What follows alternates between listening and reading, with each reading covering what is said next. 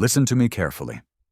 Right now, in October 2025, financial markets are at the highest levels in history, records broken, euphoria at its peak. Everyone is buying, everyone is optimistic. But here is what nobody is talking about. The exact same conditions existed in 1929, and in 2001, and in 2007. 3 times in history these signals appeared. 3 times massive crashes followed. Crashes that wiped out millions of people's savings. Today, these same signals are flashing right now. Do you know which signals to look for? Because if you don't, you could be one of millions about to get blindsided. Hold on. Before we dive into this research, I need to know something. Where are you joining from and what time is it there right now? Country, city, local time. Put it all in the comments below. I really want to see how global this is. Today, we investigate something that sounds impossible on the surface, but becomes blindingly obvious once you see it. We are talking about a 150-year cycle in financial markets, a pattern so powerful it predicted every major crash in the last century. Here is the core idea. Financial crashes do not happen randomly. They happen because human psychology operates in cycles. Our greed, our fear, our euphoria. These repeat in patterns. And when you understand these patterns, you can predict crashes before they happen. For decades, analysts have tried predicting crashes by looking at 1 or 2 factors: interest rates, stock prices, earnings reports. But they miss the bigger picture. They miss the pattern because they do not look at the full historical context. We show you something different. We prove that specific conditions, when they align together, create an almost inevitable crash. And these exact conditions exist right now. But we need to go back to the beginning. We need to trace this pattern forward. Because once you see it, you cannot unsee it. And you will understand why what is about to happen is not actually a surprise at all. Let us go back to 1927. The world is prospering. The economy is booming. Americans are getting rich. Stock prices climb steadily. Everyone is optimistic. The roaring 20s. Nothing can stop this train.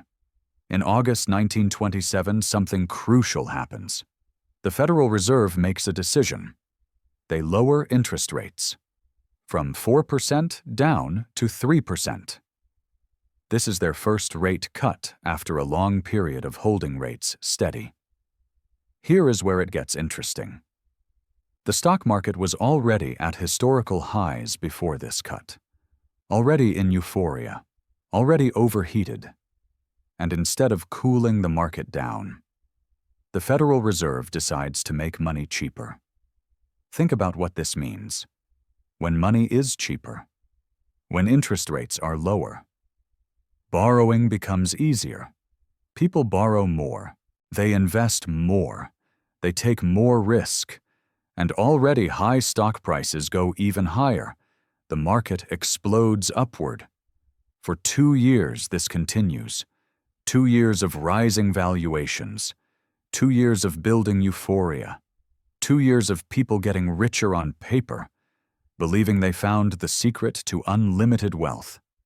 Then, in September 1929, exactly 110 weeks after that first rate cut, the market crashes. The collapse is stunning. 89%. The market loses nearly 9/10 of its value. People who were millionaires become penniless overnight. Families lose their savings. Companies go bankrupt. The Great Depression begins. But here is what is critical. This was not random. This was not unexpected. The crash happened because of a specific sequence of events. Prosperity at the top, a rate cut at the peak, euphoria accelerating, then inevitable reversal. This is the origin of the pattern. For decades, economists studied 1929 and concluded it was a one-off disaster. A perfect storm of bad decisions, something that would not repeat. They were wrong. Fast forward to 2001. We are in a new era. The internet boom has taken over. Everyone is talking about tech stocks. Companies with no profits are valued in the billions. Stock valuations are at record highs. This is the dot-com bubble at its peak. By March 2001, the Federal Reserve has already been cutting rates for several months. They are trying to stimulate the economy after some slowdowns. The market is still near its highs, still in euphoria, still believing in unlimited growth. Then the Fed cuts rates again. A significant cut. What happens next? Within 8 weeks, the Nasdaq index crashes 78%. The S&P 500 falls 50%. This is the worst technology crash in history. Billions in value evaporates. Companies that were supposed to change the world collapse overnight. But wait. This is only 8 weeks after the rate cut. Not 2 years like in 1929. The pattern is accelerating. Then we get to 2007. Same setup. Different era. Housing prices are soaring. Real estate values are at record levels. Mortgages are being handed out freely. Everyone is buying second homes and investment properties. Economists say housing will never crash. September 2007. The Federal Reserve cuts rates for the first time in this cycle. Interest rates drop from 5.25% down to 4.78%. And then, through 8 weeks, exactly like in 2001, the crash begins. The housing market collapses. Mortgages default. Banks fail. The 2008 financial crisis begins. 3 cycles, 3 crashes. The same pattern. 1929, rate cut. 2 years later, 89% crash. 2001, rate cut. 8 weeks later, 78% crash. 2007, rate cut. 8 weeks later, 50% crash in the S&P 500. The pattern was consistent. So why does this pattern work? What is actually happening? When an economy is already overheated, when valuations are already stretched, when prices are already at record highs, the market is in an unstable equilibrium. It is like a ball balanced on the peak of a hill. The slightest push sends it rolling. In these conditions, the market receives an important signal. The central bank cuts interest rates. Normally, lower rates stimulate the economy and help people who are struggling. But when you cut rates at the peak of a boom, when people are already euphoric and already taking maximum risk, something different happens. Lower rates do not signal recovery. They signal fear. They signal that authorities are panicking. They signal that the boom might not be sustainable. Professional investors immediately recognize this signal. If the central bank is worried, maybe they should be worried too. So what do? They start selling. They start reducing risk. They exit their positions. But retail investors, regular people, do not see this nuance. They see markets starting to decline and think, wait, should I get out? They panic. They sell too. As selling accelerates, prices fall faster. As prices fall, more people get scared and sell. It becomes a self-reinforcing cycle. And this cycle has momentum. It does not stop immediately. It crashes down hard. That is why we see 89% declines. That is why we see 78% declines. This is the mechanism. This is how the pattern works. Now we come to today, October 2025. Let us check if the pattern conditions are present. First condition. Are valuations at record highs? Yes. The S&P 500 index is at all-time highs. Tech stocks are at record valuations. Nvidia is valued in the trillions. Bitcoin and cryptocurrencies are at new all-time highs. Second condition. Is the market in euphoria? Absolutely. We see it everywhere. Retail investors flooding into stocks. crypto hitting mainstream, day trading returning, social media filled with success stories, every analyst upgrading price targets. The general sentiment: this time is different. AI will change everything. This is peak euphoria. Third condition: has the central bank recently cut rates? Yes. Earlier in 2025, the Federal Reserve began cutting interest rates. And fourth condition: was the rate cut initiated at the peak of the market? Yes. The cuts came when the stock market was already at record levels. This is the exact setup. This is the exact sequence we saw in 1929, 2001, and 2007. The pattern is present. But here is what makes this undeniable. We can measure it numerically. Let me show you a metric almost nobody discusses. It is critical. It is called compound annual growth rate, or KGR. The 5-year CAGR of the S&P 500 is currently at 17.2% per year. Over the last 5 years, the market has grown at an average rate of 17.2% per year. Historically, the long-term average annual return of the stock market is around 7 to 9%. This is the mathematical average based on 150 years of data. The current 5-year rate of 17.2% is nearly double the historical average. The 10-year CAGR is 14.4%, still nearly double the historical average. Now here is what experts call the overheating zone.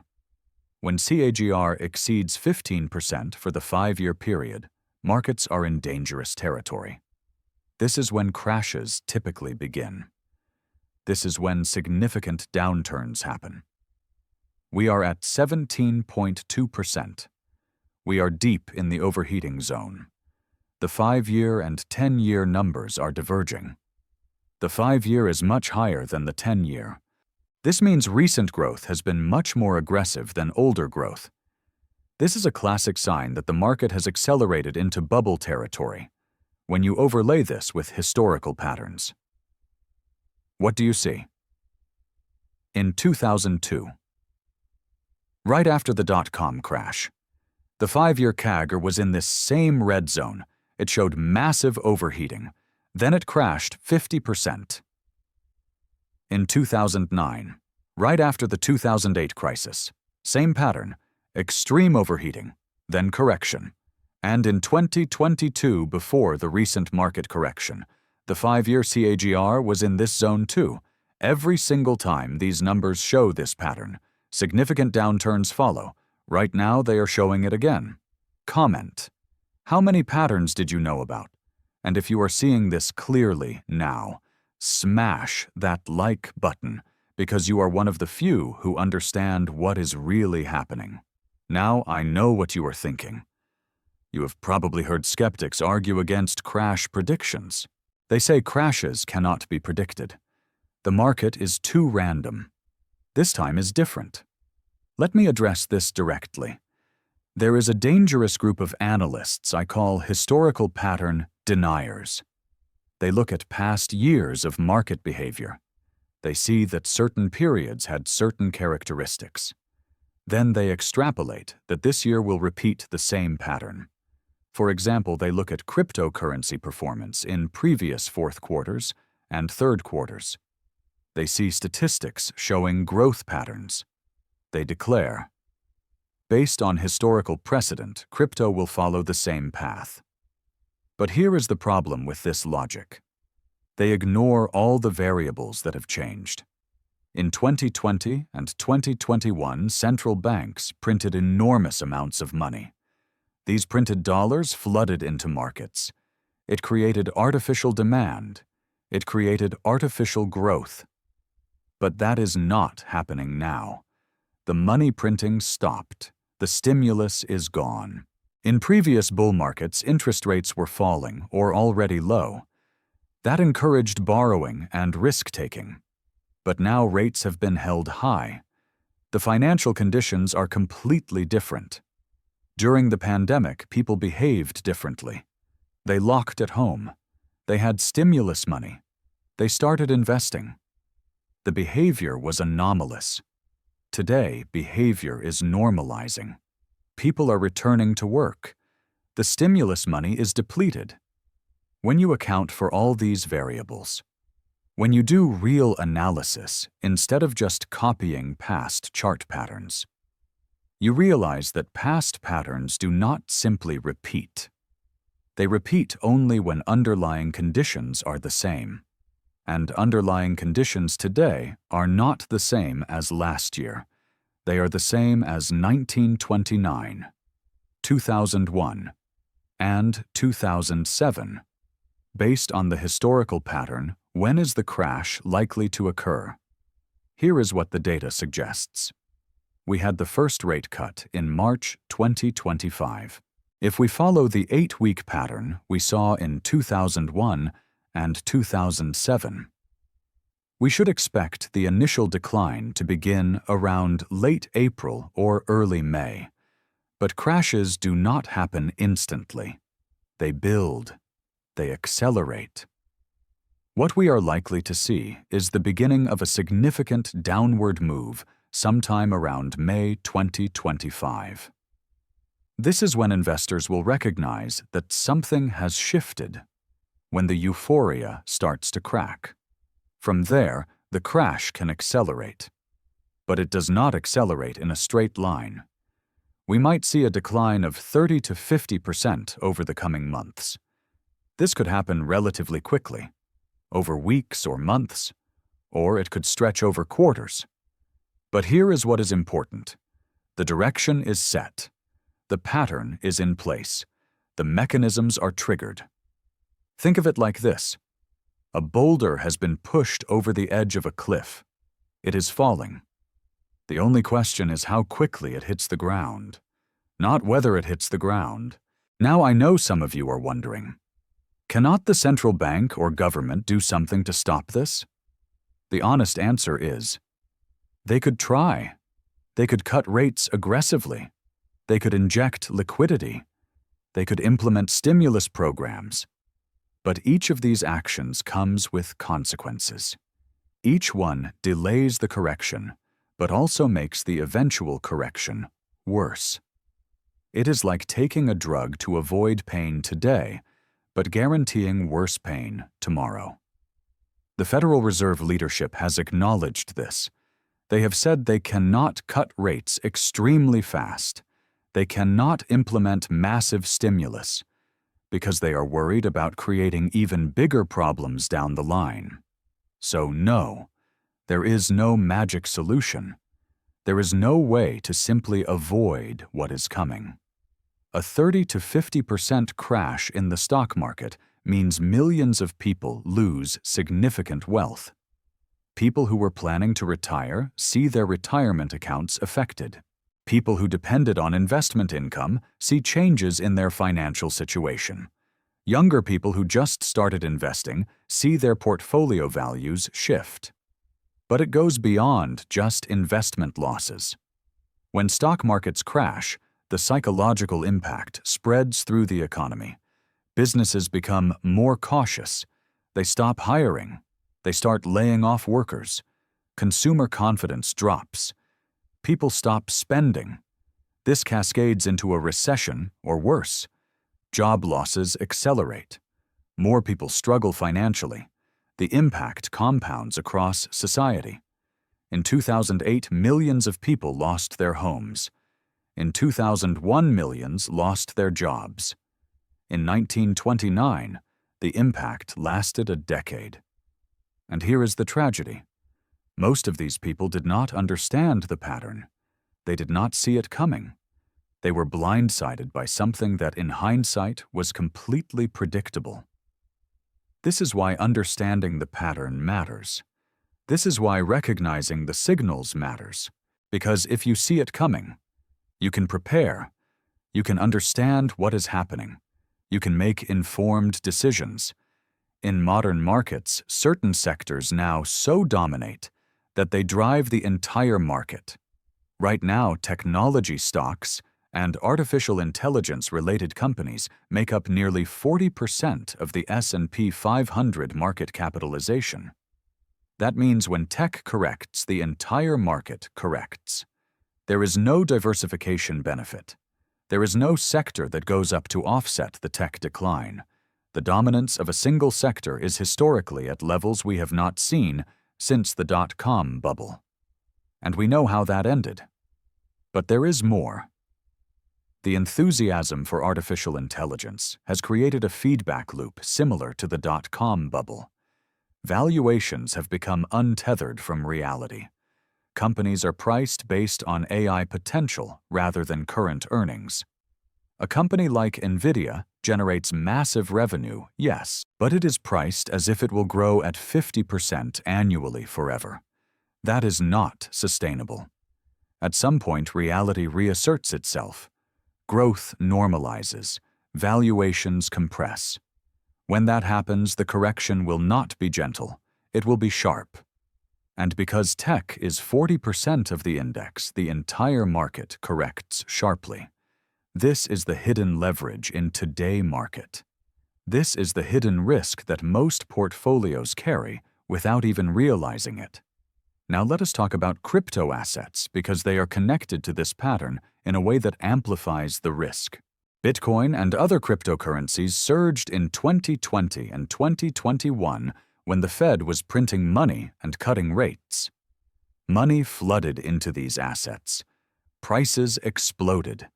Bitcoin went from $4,000 to $64,000. This fed the narrative that crypto was the future, that this was a generational investment opportunity.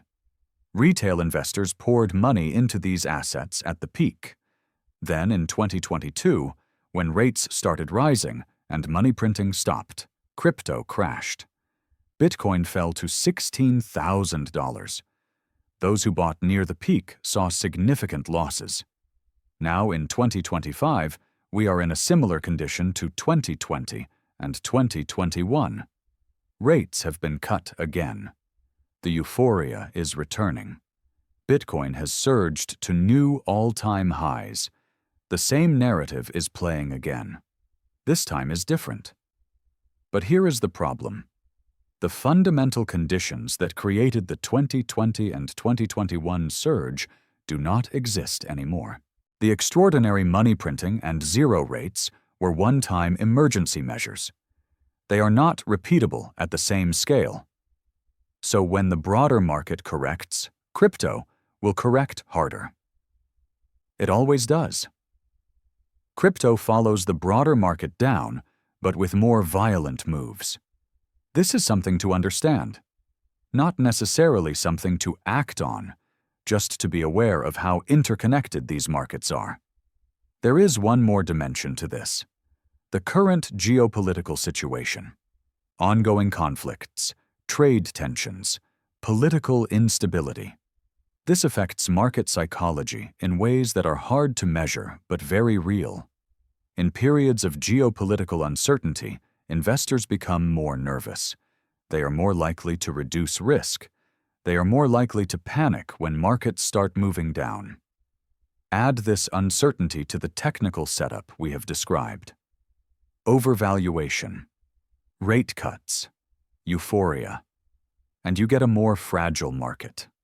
A market that could crack faster and harder than normal.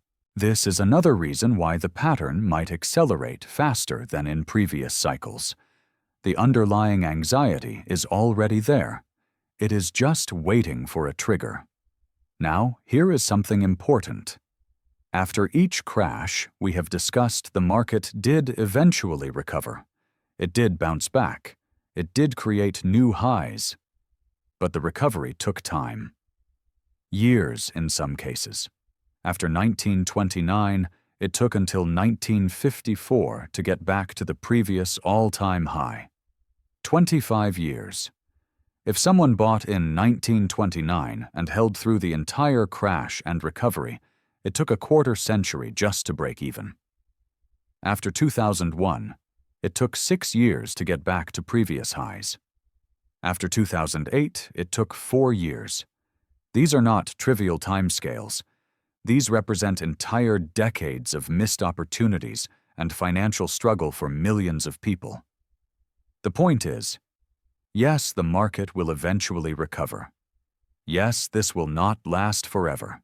But the journey from here to there involves significant pain and a lengthy recovery period. Understanding this changes how you should approach learning about financial markets today. It is not about panic. It is about understanding what is happening and being informed. I want to be honest about something. Predicting exact market tops and exact crash dates is impossible. Anyone who claims they can time the market to the day is either lying or delusional. What we can predict is direction and approximate magnitude. We can say, based on the pattern, a significant correction is likely in the coming months, and it will probably be in the range of 30 to 50%. We cannot say, it will crash exactly 37% on the second Tuesday of June. The reason is that markets are influenced by countless variables: unexpected news, geopolitical events, policy surprises. These can all shift the timing slightly. But what matters is recognizing the pattern. That is the core insight here. If you know what to look for, you can understand market cycles better. Let me be direct. The historical pattern we have traced through 150 years of financial data is real. It is not theory. It is not speculation. Rate cuts at market peaks, followed by crashes, followed by extended recoveries. This sequence has repeated consistently.